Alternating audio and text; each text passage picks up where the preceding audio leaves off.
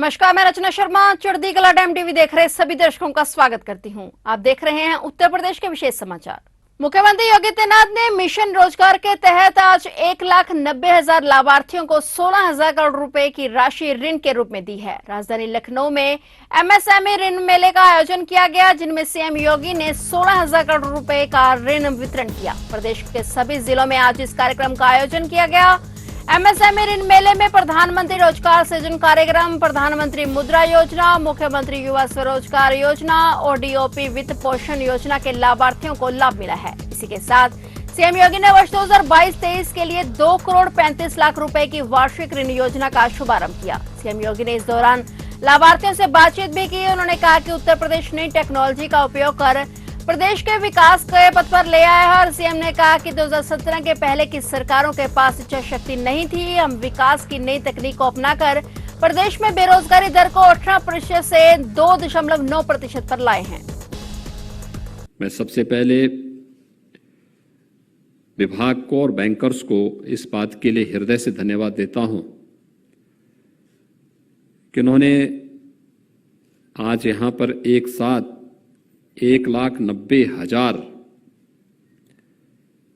उद्यमियों, हस्तशिल्पियों और कारीगरों को 16,000 करोड़ रुपए के लोन वितरण के इस बृहद कार्यक्रम के साथ वे स्वयं जुड़े हुए हैं। मैं इसके लिए आपको धन्यवाद देते हुए लोन प्राप्त करने वाले सभी उद्यमी, कारीगर और हस्तशिल्पियों को हृदय से बधाई भी देता हूं। अनेक कार्यक्रमों के जिससे आज का यह आयोजन महत्वपूर्ण है।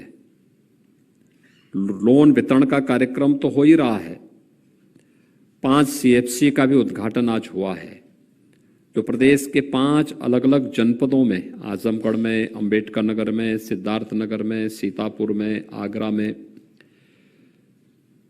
स्थानीय उत्पाद के प्रमोशन के लिए स्थानीय स्तर पर वह किस रूप में कार्य करेगी, उससे जुड़े हुए और उसके संचालकों के साथ अभी संवाद के कार्यक्रम को आपने देखा होगा। यही अंतर है।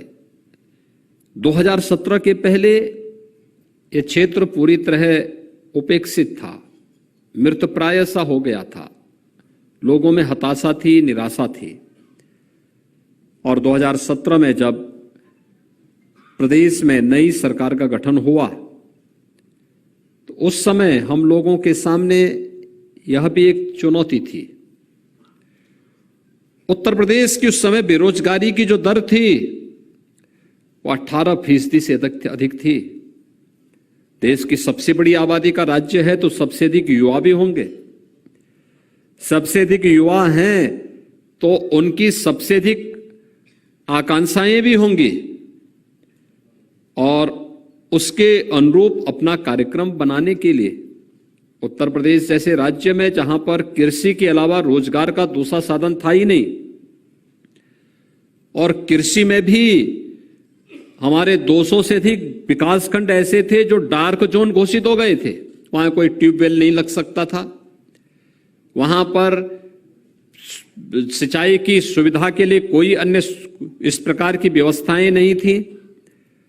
प्रदेश के अंदर केंद्र सरकार के द्वारा बार बार विभिन्न प्रकार की योजनाओं की घोषणा के बावजूद तत्कालीन जो सरकारें थी उससे पहले की, वे उन योजनाओं में रुचि नहीं ले रही थी। नमामि गंगे परियोजना को प्रभावी ढंग से लागू करने में कोई रुचि नहीं थी उनकी। प्रदेश के अंदर लुप्त प्राय हो रही नदियों को संरक्षित किया जाए, इसके बारे में भी कोई कार्यक्रम नहीं था।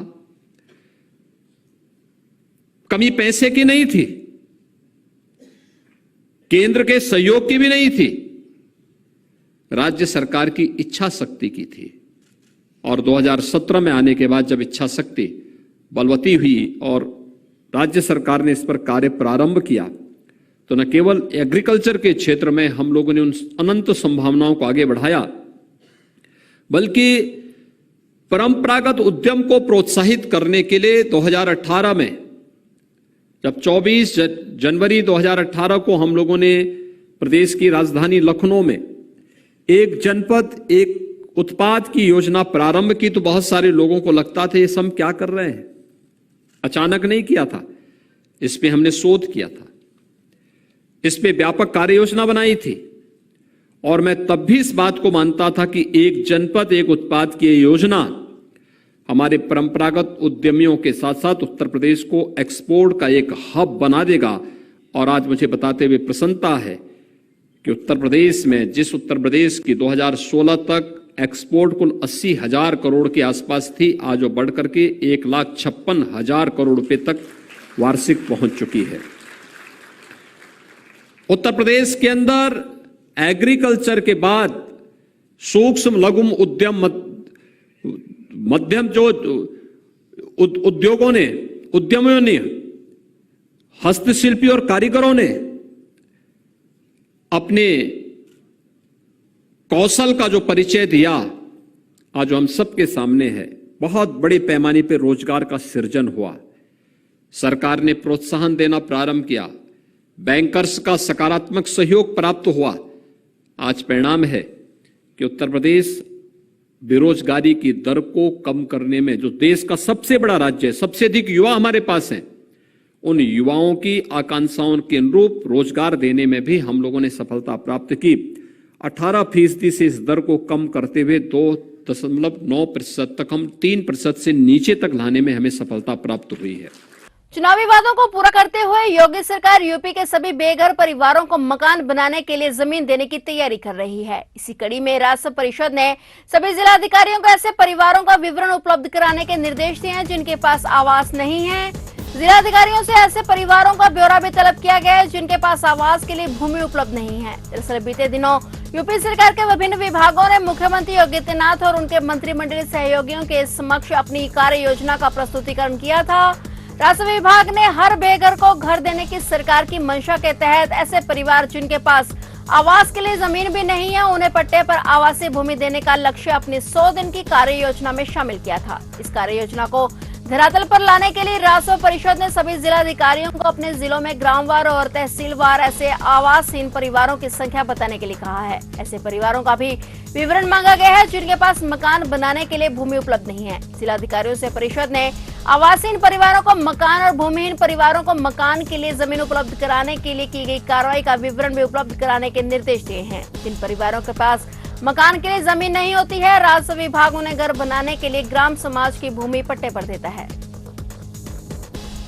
एनडीए की राष्ट्रपति उम्मीदवार द्रौपदी मुर्मू देश की सबसे बड़े सूबे से चुनावी समर्थन जुटाने 8 जुलाई को लखनऊ आएंगी। मुर्मू यहां भाजपा के साथ ही सहयोगी दलों के विधायकों और सांसदों से भी मिलेंगी। इनके अलावा गैर भाजपाई दलों से भी वे समर्थन मांगेंगी। उनकी यात्रा को लेकर तैयारियों का सिलसिला शुरू हो गया है। राष्ट्रपति चुनाव को लेकर रणनीति और एनडीए प्रत्याशी द्रौपदी मुर्मू की लखनऊ यात्रा को लेकर केंद्रीय मंत्री धर्मेंद्र प्रधान ने सोमवार को देर शाम मुख्यमंत्री आवास में मुख्यमंत्री योगी आदित्यनाथ सहित कोर कमेटी के सदस्यों संग चर्चा भी की थी।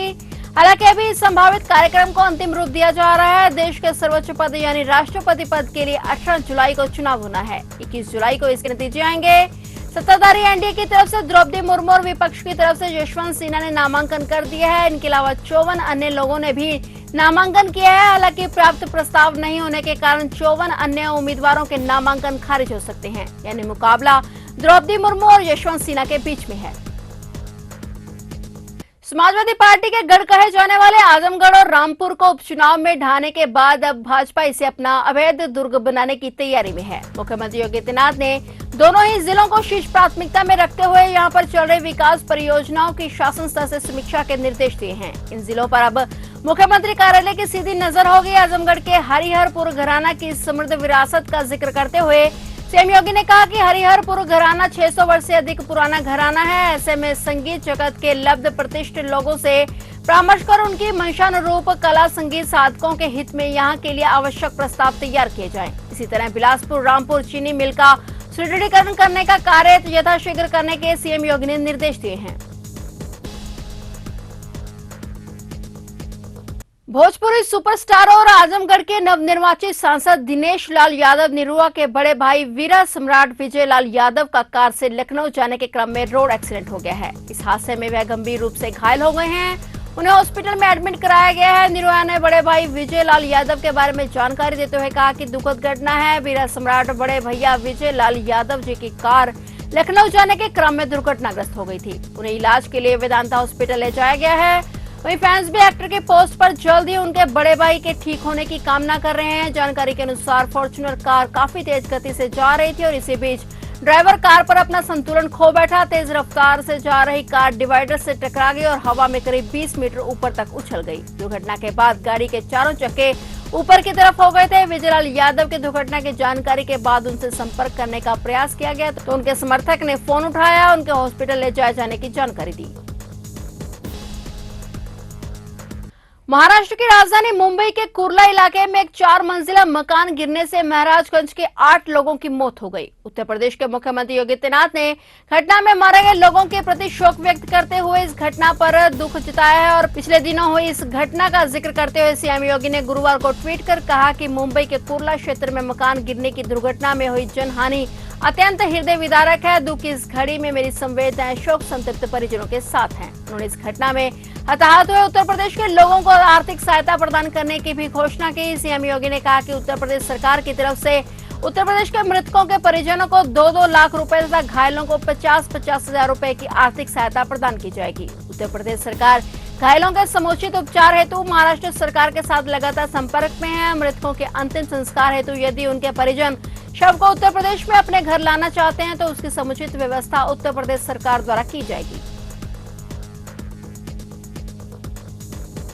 उत्तर प्रदेश के कई जिलों में इन दिनों बारिश से मौसम खुशनुमा हो गया है। यूपी में भी बारिश की गतिविधियां देखने को मिल रही हैं, जिससे भीषण गर्मी से लोगों को निजात मिली है। तापमान में भी करीब 7 डिग्री की गिरावट दर्ज की गई है। वहीं अगले 2 दिनों तक भारी वर्षा के साथ तूफान का अलर्ट जारी कर दिया गया है और इसी कड़ी में कानपुर, मेरठ, गोरखपुर, गाजियाबाद, मथुरा में सुबह से ही बारिश शुरू हो गई है। कई जिलों में अभी काले बादल छाए हुए हैं। वहीं मुरादाबाद और गोरखपुर में बारिश के बाद कई क्षेत्रों में जल जमाव हो गया है। बता दें कि मौसम विभाग ने बुधवार को ही 30 जिलों में तेज आंधी के साथ बारिश का अलर्ट जारी किया था, जिसके तहत उत्तर प्रदेश के कई जिलों में बारिश का दौर जारी है। मौसम विभाग ने यूपी के कई जिलों में येलो अलर्ट और कई में ऑरेंज अलर्ट जारी किया है।